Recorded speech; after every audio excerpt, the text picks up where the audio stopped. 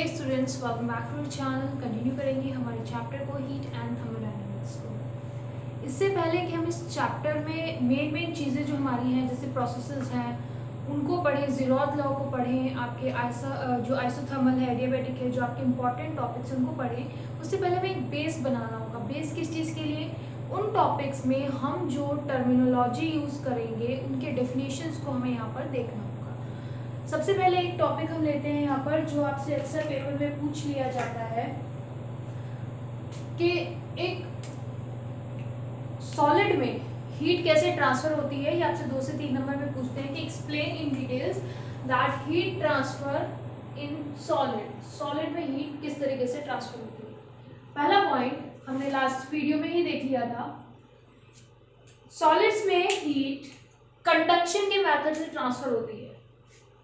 In solid, heat is transferred by the method of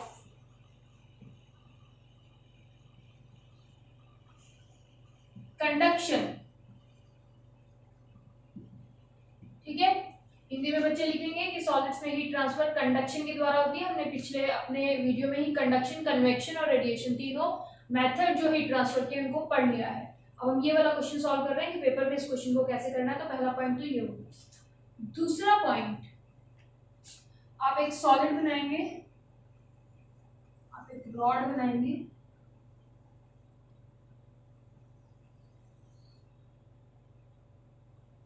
और उसमें let's say ये एक सरफेस आपने ले ली, यहाँ पर ये सरफेस 1 ले लिया आपने और ये सरफेस आपने ले ली 2, सरफेस 2। अच्छा, अगर मैं किसी रॉड को ऐसे बीच में से कट करूं, जैसे ये आपका हॉट एंड है, गर्म वाला हिस्सा ये है आपका, और ये आपका कोल्ड एंड है, ठंडा हिस्सा आपका रॉड का ये है। अगर मैं यहाँ पर एक सरफेस कट करूं तो वो गर्म है तो पूरा ही गर्म होगा, ये ठंडा है तो पूरा ही ठंडा होगा। मतलब अगर मैं बिल्कुल इसको एक शार्प कट देती हूँ तो एक सरफेस जो मैं निकाल रही हूँ उस पे प्रेजेंट सभी अणुओं का, सभी पार्टिकल का टेम्परेचर सेम होगा।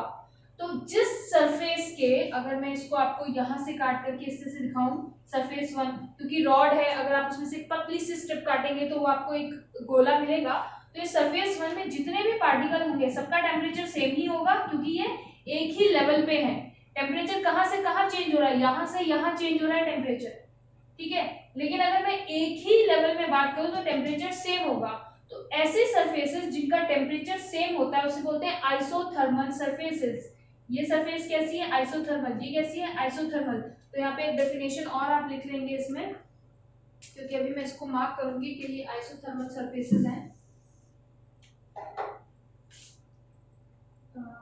दूसरा पॉइंट हो गया हमारा iso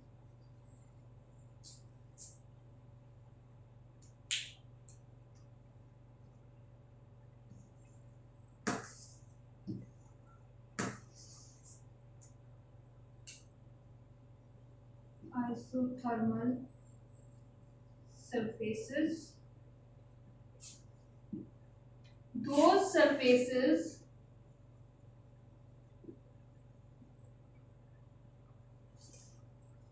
which have equal temperature for all the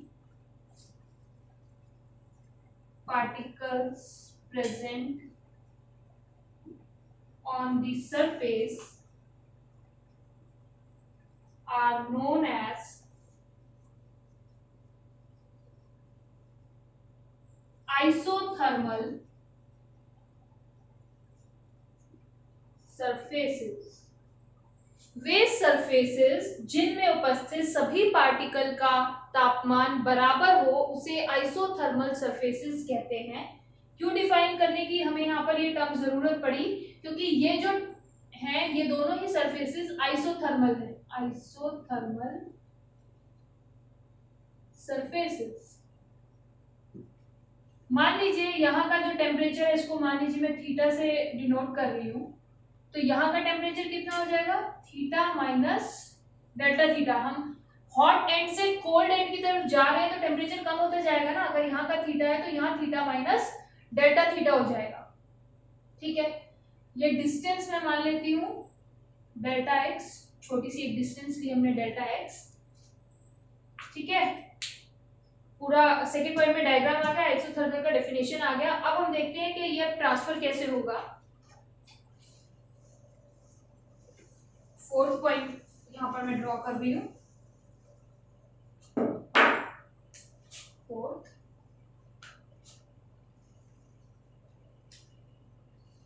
temperature को मैं ड्रॉ कर रही हूँ यहाँ पे। लेट्स से ये आपका हॉट एंड का टेम्परेचर है, ये आपको ऐसे ही शो करना है। If you want good marks, अगर आपको अच्छे नंबर चाहिए तो आपका आंसर जितना ज्यादा डायग्राम से प्रेजेंटेबल होगा उतना टीचर को समझ में आएगा कि आपको इसके बारे में पता है। जैसे ही आप डेल्टा एक्स डिस्टेंस पे गए, टेम्परेचर कुछ कम था, आप फर्दर गए तो टेम्परेचर और कम था, and so on.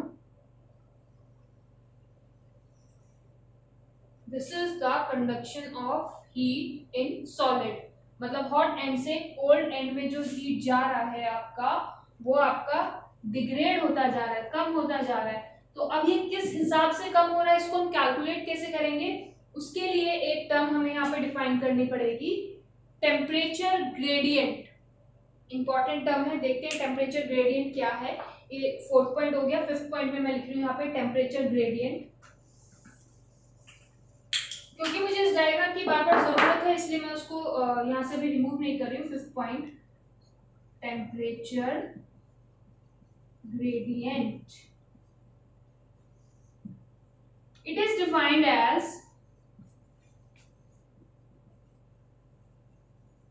the change in temperature,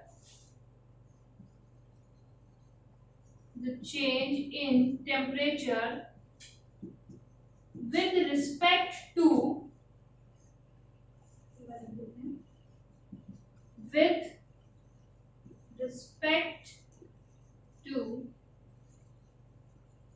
change in length. Change in temperature कैसे निकालते हैं, किसी भी चीज में चेंज कैसे निकालते हैं, फाइनल माइनस इनिशियल। तो फाइनल टेम्परेचर क्या है, theta minus del theta, theta minus del theta, ये मेरा फाइनल टेम्परेचर है, minus initial temperature theta upon किसके रिस्पेक्ट में निकाल रहे हैं, चेंज इन लेंथ। चेंज कितना हुआ लेंथ में, डेल्टा एक्स। जब मैं ब्रैकेट खोलूंगी तो माइनस थीटा से थीटा प्लस वाला कैंसिल हो जाएगा और क्या बचेगा, माइनस का डेल्टा थीटा अपॉन में डेल्टा एक्स। ये है आपका टेम्परेचर ग्रेडियंट।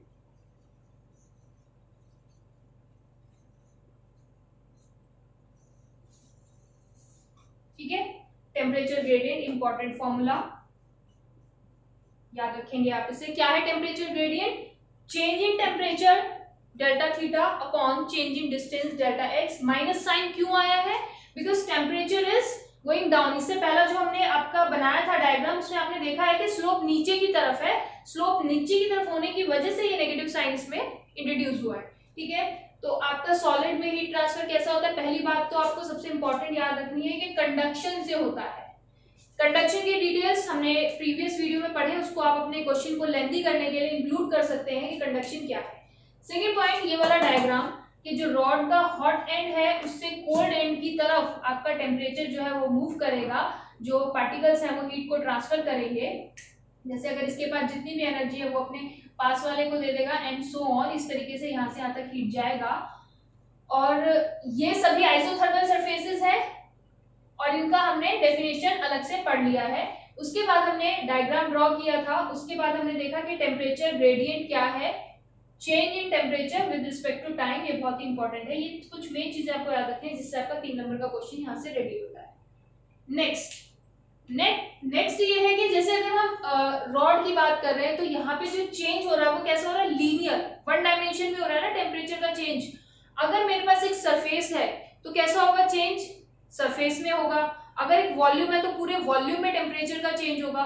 तो इन चीजों के बेसिस पे coefficient of linear expansion, coefficient of surface expansion and coefficient of volume expansion आपके बने हैं। ये आपको पता है कि कोई भी चीज गर्म करने पर फैलती है और फैलने को क्या कहते हैं, expansion.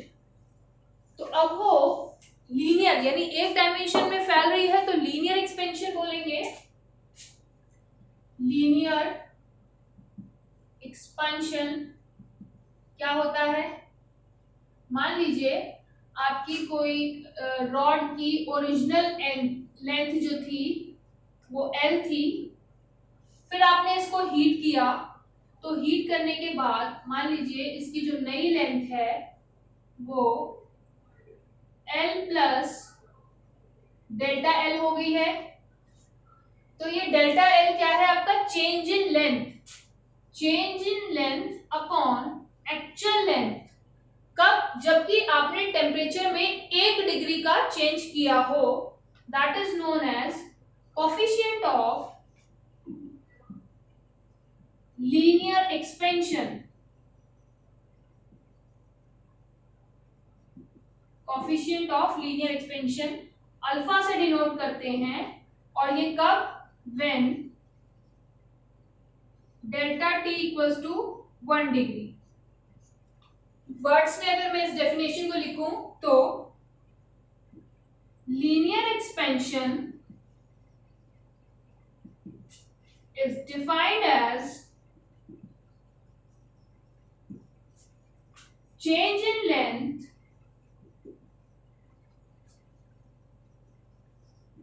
with respect to actual length when temperature change is 1 degree centigrade. Hindi वाले बच्चे क्या लिखेंगे कि लीनियर एक्सपेंशन वह एक्सपेंशन है जो लंबाई में चेंज को बताता है उसकी एक्चुअल लंबाई के रिस्पेक्ट में, जबकि तापमान में 1 डिग्री सेंटीग्रेड का परिवर्तन किया गया हो। जैसे ये मार्कर है, इसका कुछ लेंथ है, अगर मैं इसका टेम्परेचर 1 डिग्री सेंटीग्रेड बढ़ा दूं और इसकी लेंथ में कोई चेंज होता है, तो change in length upon actual length, जो पहली लेंथ थी और जो अभी चेंज होके नई लेंथ आई है, उनका रेशो 1 डिग्री के चेंज के लिए जो होता है वो उसे बोलते हैं coefficient of linear expansion alpha. ठीक है, अब इसी तरीके से अगर लीनियर की जगह मैं लूं सरफेस एक्सपेंशन, तो क्या क्या हो जाएंगे इसमें सारे चेंजेस।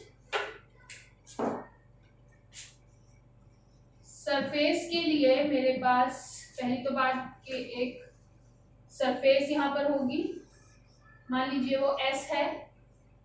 टेम्परेचर देने के बाद मान लीजिए सरफेस का area S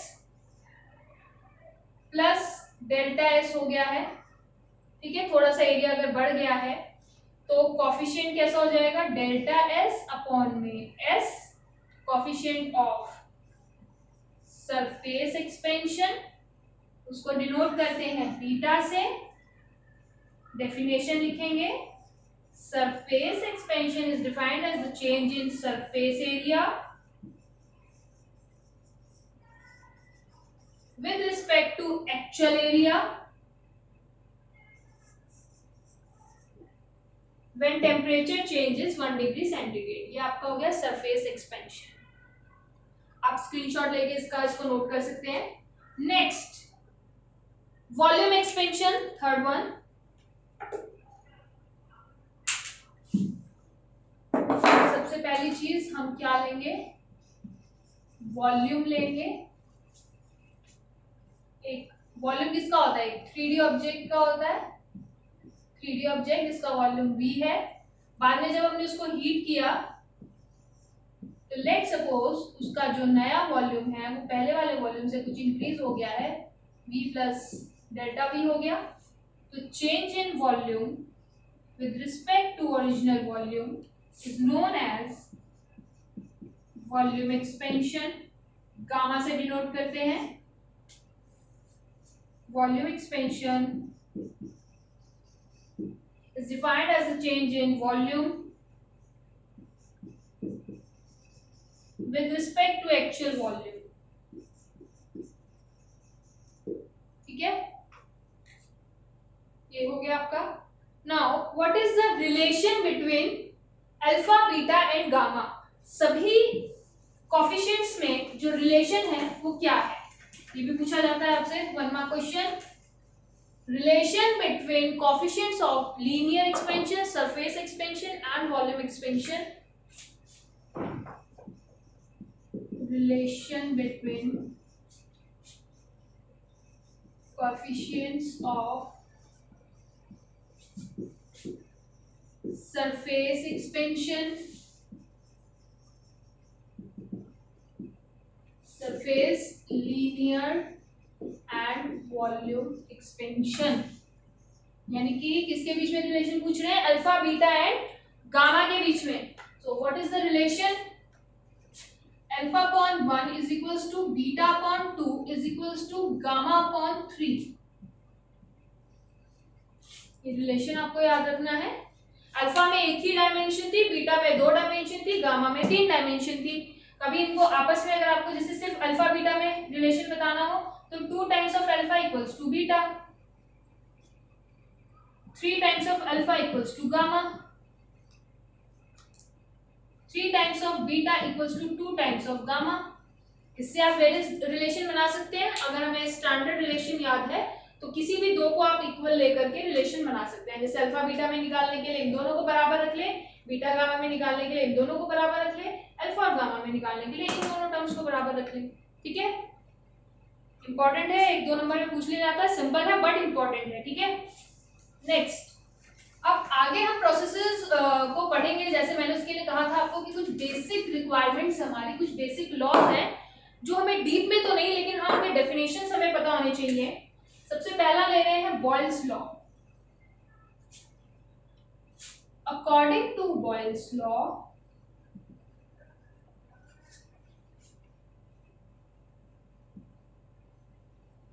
eight constant temperature pressure of a gas is inversely proportional to its volume. यानी कि बॉयल्स लॉ ने कहा कि अगर टेम्परेचर कांस्टेंट रखा जाए किसी गैस का तो प्रेशर जो है वो वॉल्यूम के इनवर्सली प्रोपोर्शनल होता है. अगर हम प्रोपोर्शनल का साइन हटाएंगे तो सम कांस्टेंट आएगा, जिसका मतलब हुआ कि P into V is a constant. यानी कि P1 V1 is equals to P2 V2.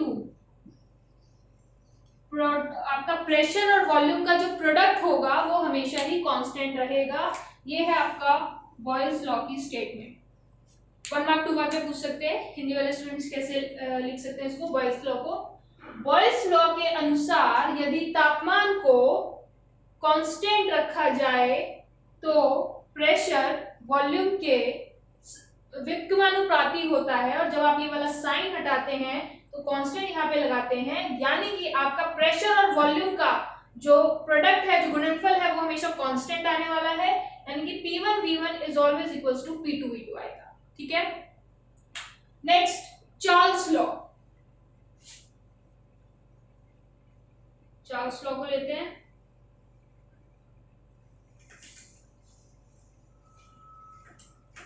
According to Charles law, definitions आपको इनके बस याद रखने हैं with expression. According to Charles law, at constant pressure temperature is proportional to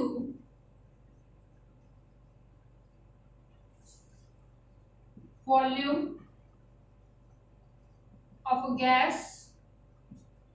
यानी कि अगर प्रेशर को कांस्टेंट रखा जाए तो तो टेम्परेचर और वॉल्यूम डायरेक्टली प्रोपोर्शनल है, यानी कि अगर आप टेम्परेचर बढ़ाएंगे तो वॉल्यूम भी गैस का बढ़ेगा।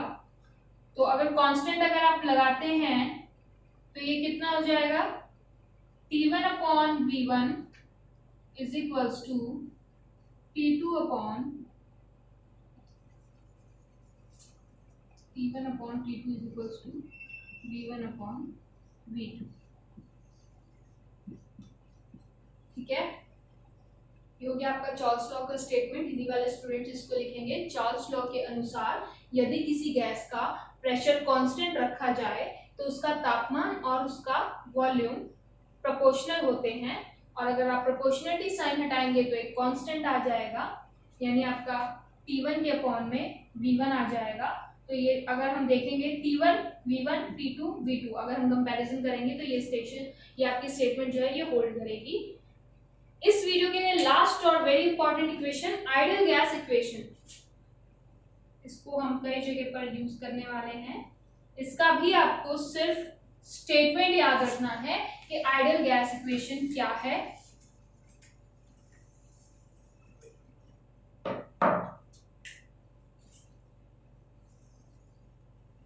आइडियल का मतलब है आदर्श, जैसा कि हम फिजिक्स में बोलते हैं, क्योंकि हमें कंपैरिजन के लिए एक स्टैंडर्ड चीज चाहिए, लेकिन आपको ये पता होना चाहिए कि फिजिक्स में कोई भी चीज आइडियल नहीं होती। अभी आगे जाकर जब हम प्रोसेसेस को पढ़ेंगे तब भी हम ये बात डिस्कस करेंगे कि कोई भी प्रोसेस पूरी तरह से आइडियल नहीं होता, आदर्श नहीं होता। उसका हमने आइडियल वर्ड सिर्फ इसलिए यूज किया है ताकि हम उसको कंपेयर कर सके प्रैक्टिकल से कि ये कितना अलग है। ठीक है, तो एक गैस के पास क्या क्या होता है, गैस के पास होता है वॉल्यूम, प्रेशर, टेम्परेचर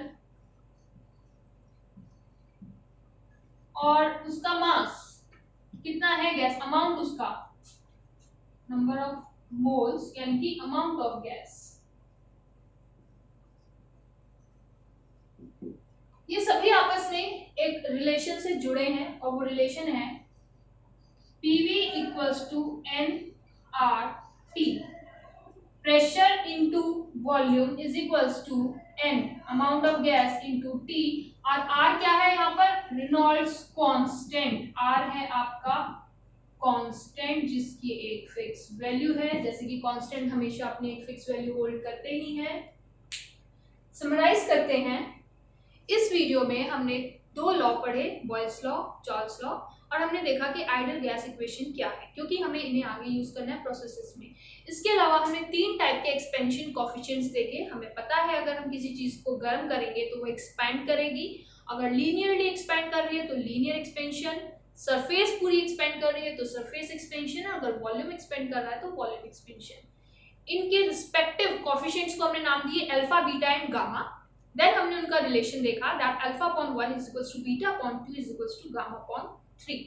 ठीक है, और सबसे इंपॉर्टेंट, वैसे तो हमने तीन मेथड देखे, कंडक्शन, कन्वेक्शन और रेडिएशन, लेकिन सॉलिड में हीट ट्रांसफर अक्सर पूछ लिया जाता है आपसे, और इसी के साथ दो इंपॉर्टेंट डेफिनेशन कि आइसोथर्मल सरफेस किसको कहते हैं और टेम्परेचर ग्रेडियंट किसको बोलते हैं। ठीक है, कंटिन्यू करेंगे नेक्स्ट वीडियो में इसी चैप्टर को। Keep watching, thank you.